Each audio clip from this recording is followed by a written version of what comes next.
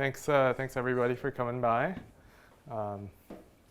For those who don't know me, my name is Morris, and I'm building this game called Primodium. Hopefully some of you guys have tried it, but if you haven't, it is a game that kind of looks like this. It looks a lot better now, but the newer version hasn't been updated yet. It'll be live hopefully by tomorrow, so you guys will be able to try it out. But basically, the point of the game is you're landed onto a resource-rich, it's meant to be an asteroid, but kind of looks like a planet where you're basically supposed to build out mines and build out factories to try to get as much resources as possible.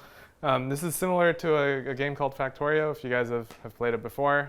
There's a couple reasons why we decided to mirror the Factorio genre onto an on-chain game that I'll get into in a minute.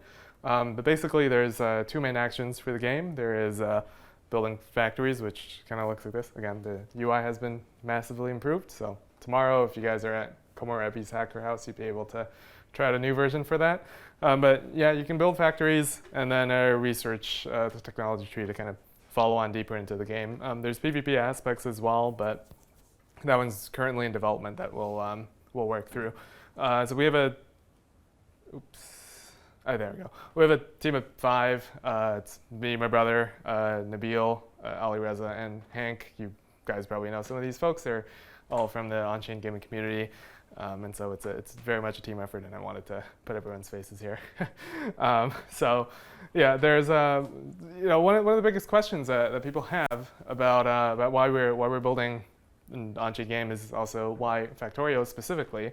So there's actually two main reasons. Number one is that Factorio is a fairly extensible game. It's kind of like Minecraft. It's more open-ended. It's more of a sandbox-like game. It also has a ton of mods that we're hoping that people will take advantage of and build new stuff on top of the game mode. Though obviously we expect that at the earliest stages of the games, people aren't really going to be doing that because they have better things to do than to mod your game for free. So the second part that we think is particularly important is basically an economy layer. And in terms of Factorio, there's a ton of different types of resources with different types of rarities, such that you can sort of build an in-game economy there. Obviously, we know that Factorio is a single-player game, and so we kind of adapted it to something that's more multiplayer. And I'll touch on that in a minute. So the economy layer I want to focus on a little bit because it's one of the main reasons in our view to also build an on-chain game. Because it means that like when you have a game that is fully decentralized, now you can have an economy that nobody really controls, and so players are much more likely to be able to trust that there is this amount of resources that are available in the game, and so on. And in our view, that's the main product market fit for crypto as a platform in general, such that decentralized consensus creates provable scarcity, which creates people being willing to ascribe real value to these digital numbers. You see examples of that in NFTs, you see examples of that in Bitcoin, right, for example. And so being able to build an on-chain game is to leverage that, but without needing oracles and so on that you have in an otherwise Web 2.5 game, because oracles, as we know, are fairly not secure, as I have had experience on that in our previous games. And so that was pretty bad time. Anyway, so the problem with Factorio here is that if you look at this is a very, very complex factory that somebody has made. It is an extremely intense compute-wise game. That's bad grammar, but whatever. You get the point. It's actually not that compute intensive, but it is when it comes to trying to run all of this on chain. And so, especially if you want to do DFS, it becomes super laggy. Also, when you want to build like giant factories in the end, because again, you're doing depth first search everywhere, which is like running through every node of the tree. On top of the lagginess, it's also like millions and millions of gas. So. Here are a couple of constraints that we faced and that we've had to design around in terms of like still trying to make the game that's more approachable. So the constraints we faced is basically expensive compute. We have to use lazy updates, and we have to make sure that there's a low number of transactions among the way that people are playing the game. So I'll get into the first one, which is on the expensive compute for depth first search. So the way we've done it is instead of basically people placing down conveyor belts individually, as you would on Factorio, you just connect buildings together.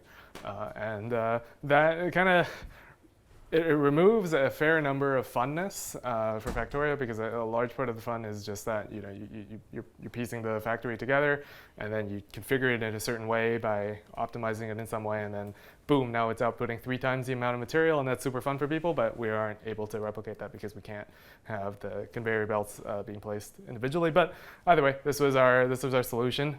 Basically, you connect two buildings together via nodes. The center one's the main base. The little fan-looking ones are the miners.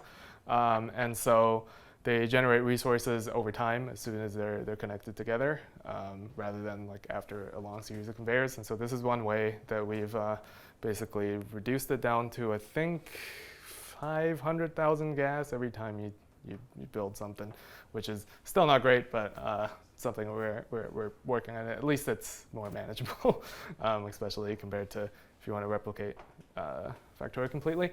The other one is lazy updates, which is probably everyone's favorite way of doing any sort of game state changes here. I don't know if it is, but it is for me. In this case, oh, that's a very blurry image, but you can kind of see that there's different types of resources. There's a maximum amount of resources that you can get, and then over time you get an unclaimed resources there from the parentheses, and then once you claim it, you get all the resources that you're supposed to have. And so this way you're only computing once. It's how lazy updates work, and it works pretty well for that. And then also we have to try to lower the number of transactions for players. There's a couple of researchers that are required before you move on to the next feature that's available. And also they take time to complete, and also even more prerequisites and even more resources that require earlier. I think it's certainly a constraint that makes the game less engaging as you would an FPS game or something that requires like 120 APM. But we kept it similar to the mechanics that you can see in games like Clash of Clans, Tribal Wars, and so on, where they have a very low number of transactions, yet are still somehow able to kind of keep the game interesting for players.